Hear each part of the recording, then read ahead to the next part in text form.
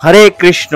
আজকের আমি দর্শন করাবো শ্রীধাম মায়াপুরের ইস্কন মন্দির সহ আরো 5টি মূল্যবান স্থান, যেখানে আপনি দর্শন করতে পারবেন চৈতন্য মহাপ্রভুর জন্মস্থান, শ্রীবাস অঙ্গন, মাসির বাড়ি, চাঁদকাজি সমাধি এবং জগন্নাথ মন্দির।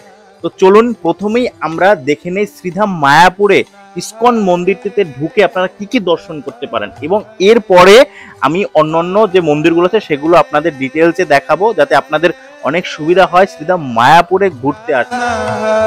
শ্রীধাম মায়াপুরের মেইন গেট। তো শ্রীধাম মায়াপুরের মেইন গেট থেকে ঢুকেই আপনারা বাঁ দিকে দেখতে পারবেন একটি ছোট কুটির, এটি হচ্ছে ভজন কুটির, যেখানে 24 ঘন্টা কীর্তন হয়। তো চলুন এখানে দর্শন করি। আর এখানে গৌর নিতাই ভজনা করা হয়।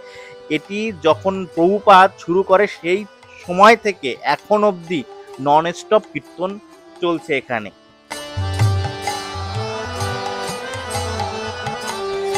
হরি হরি গৌর হরি।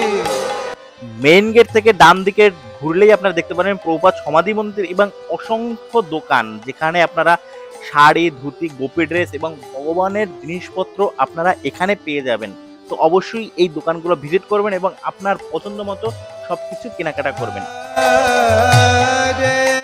মেইন গেট থেকে ডান দিকে কিছু দূর আসলেই এই সমাধি মন্দিরের গেট আপনারা দেখতে পারবেন, যেখানে আপনারা ফোন, ব্যাগ জমা রেখে আপনারা এই মন্দিরটি দর্শন করতে পারবেন।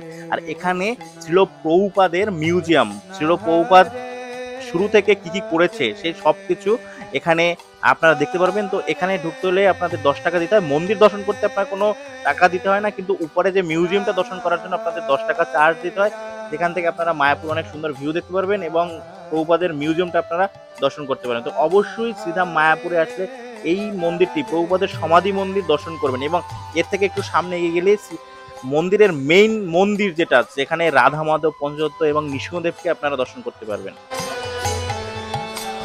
সমাধি মন্দির থেকে একটু সামনে যদি আপনারা চলে আসেন তাহলে দেখতে পাবেন ডোম, যেখানে 360 ডিগ্রি সিনেমা দেখানো হয়, আধ্যাত্মিক শো যেটাকে বলে সেটা দেখানো হয় এখানে।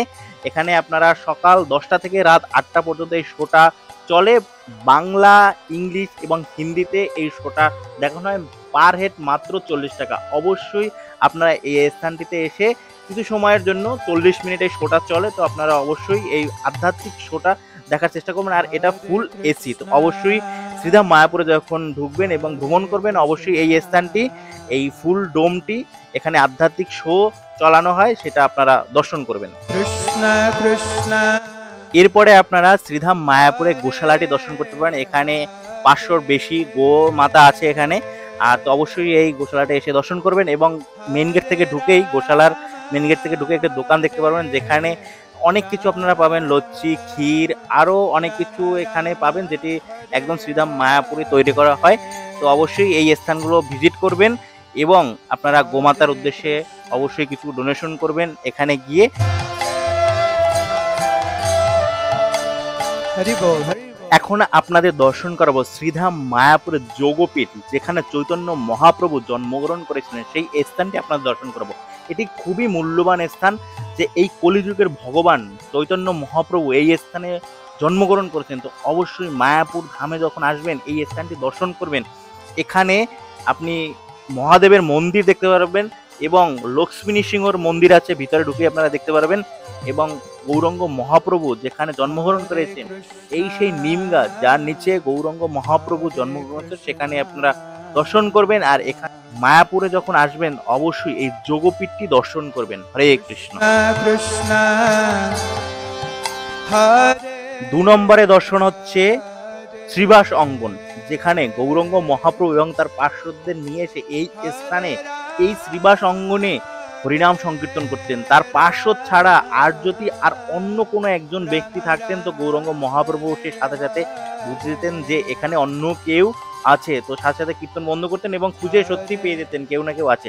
আর এই সেই স্থান যেখানে আপনি 500 বছর পুরানো ভাঙা মৃদঙ্গ দেখতে পারবেন। যে চাঁদকাজি ছিলেন, সেই চাঁদকাজি এই গৌরাঙ্গ মহাপ্রভুর যে হরিনাম সংকীর্তনের সময় যখন রাস্তা দিয়ে হরিনাম সংকীর্তন করতেন, তখন এই চাঁদকাজি এই মৃদঙ্গ ভেঙে দিয়েছিলেন।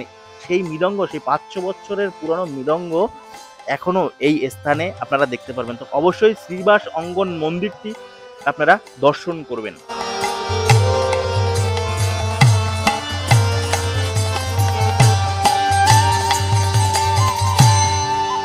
Hare Krishna, Hare Krishna. এখন আপনাদের দর্শন করাবো মাসির বাড়ি, যেটা গৌরিয়া মঠ। এখানে আপনি দর্শনীয় স্থান যেগুলো পাবেন, প্রথমে ঢুকেই আপনি সরস্বতী ঠাকুরের সমাধিস্থল দেখতে পাবেন। আর সে হচ্ছে শ্রীল প্রভুপাদের গুরুদেব, যে ইসকন প্রতিষ্ঠা করেছে তার গুরুদেবের সমাধিস্থল এই স্থানে। এবং এই স্থানে আপনি শ্যামকুণ্ড, রাধাকুণ্ড এবং গিরি গোবর্ধন দর্শন করতে পারবেন। এটি খুবই মাহাত্ম্যপূর্ণ স্থান। তাহলে অবশ্যই আপনারা যখন শ্রীধাম মায়াপুরে আসবেন, এই গৌরিয়া মঠে এসে এই রাধাকুণ্ড, শ্যামকুণ্ড এবং গিরি গোবর্ধন পরিক্রমা করবেন। এবং যদি সময় থাকে তাহলে রাধাকুণ্ডে, শ্যামকুণ্ডে আপনারা স্নান করতে পারেন। তো অবশ্যই এই স্থানটিও আপনারা ভ্রমণ করবেন।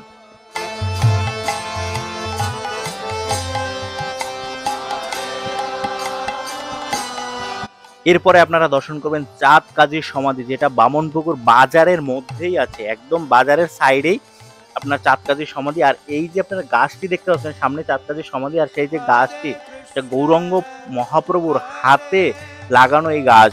তো অবশ্যই এই এখানে এসে চাঁদ কাজীর সমাধি দর্শন করবেন। চাঁদ কাজী একসময় মহাপ্রভুকে অনেক কষ্ট দিয়েছে, অনেক প্রচারে বাধা দিয়েছে, কিন্তু পরে চাঁদ কাজীকে ভগবান নৃসিংহদেব স্বপ্নে দেখিয়েছিলেন এবং তারপরে চাঁদ কাজী এসে গৌরাঙ্গ মহাপ্রভুর কাছে ক্ষমা চাইছেন। এবং এরপরে আর কখনো গৌরাঙ্গ মহাপ্রভুর প্রচারে কখনো বাধা দেয়নি। পরে সে অনেক সাপোর্ট করেছে গৌরাঙ্গ মহাপ্রভুকে এবং এই কীর্তন প্রচারের জন্য। তো তাই অবশ্যই এখানটায় এসেও দর্শন করবেন চাঁদ কাজীর সমাধি। শ্রীধাম মায়াপুরের লাস্ট দর্শন সেটা হচ্ছে জগন্নাথ মন্দির। শ্রীধাম মায়াপুরের যে ইসকন মন্দির, ইসকন মন্দির থেকে মাত্র 3 কিলোমিটার দূরে এই জগন্নাথ মন্দির। তো এই জগন্নাথ মন্দিরে আপনারা, এটা ইসকন পরিচালিত এই জগন্নাথ মন্দির। তো শ্রীধাম মায়াপুরে যখন আসবেন, এই জগন্নাথ মন্দিরটি দর্শন করবেন। পুরীর যে জগন্নাথ মন্দির আর এই রাজাপুরের জগন্নাথ মন্দির অভিন্ন। আপনারা এখানে আসলেও সে একই ফল লাভ করতে পারবেন। তো মেন গেট থেকে ঢুকেই বাঁ দিকে আপনারা অনেক জগন্নাথের লীলা দেখতে পারবেন। এই জায়গাটায় জগন্নাথ অনেক লীলা আছে।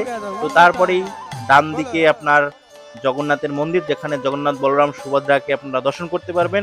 এবং এরপরে এখানে মহাদেবকে দর্শন করতে পারবেন এবং সীমন্ত দেবীর মন্দির এই স্থানে দর্শন করতে পারবেন।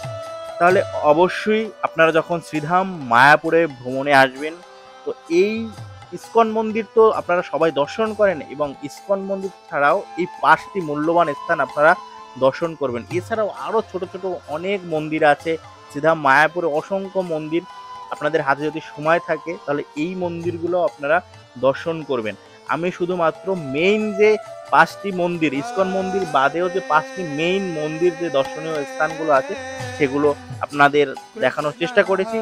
আশা করি সবার ভালো লেগেছে এই ভিডিওটা। যদি ভালো লেগে থাকে সবাই কমেন্টস করবেন এবং চ্যানেলে যদি নতুন হয়ে থাকেন অবশ্যই একটা সাবস্ক্রাইব করবেন।